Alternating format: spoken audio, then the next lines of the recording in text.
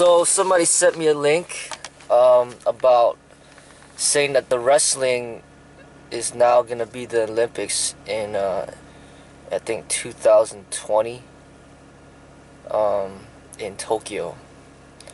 I'm not for sure, but there might be Olympics in 2016 as well. But maybe in 2016 they're not gonna be in it. I don't know. But supposedly in that article it said that wrestling is back 2020, and my thoughts on that are, okay, that's fine, that's great. Either way it goes, I see a benefit in it. If it gets eliminated, I like that, because it's just, I don't like wrestling to begin with, and wrestling is what kind of leads to MMA, and you know, that's what I speak against mainly.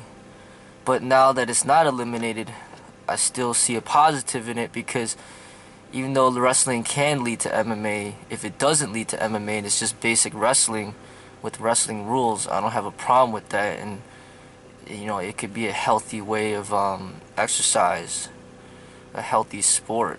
So, you know, I mean, if people just wrestle, I wouldn't have a problem with that. You know, but when you start being really violent and you start hurting the person, like punching them, and not just wrestling, but like just dropping them on their neck and like paralyzing them, I have a problem with that.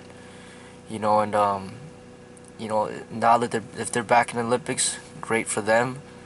But I've never been into wrestling, and I don't like that stuff.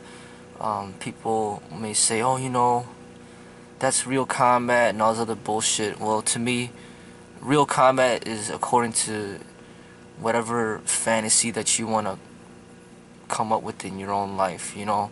But I think that fencing is more real than wrestling. I think that archery is more real than wrestling. I think firearms, like, you know, is more real than wrestling. As far as like, they might have firearms competitions, fencing competitions, kendo competitions. There's all sorts of competitions. I'm just not into the wrestling thing. You know, I don't promote that. You know, I mean, real combat, the most deadly, it goes from longer ranges. You know, it's not like face to face. Like, to me, the most deadly is like long range lethalness. So using a sniper rifle, somebody killing you with that's real combat right there. You know what I mean? What happened to John F. Kennedy, that's real combat.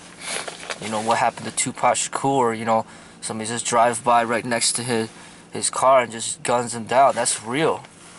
And that's how I see it.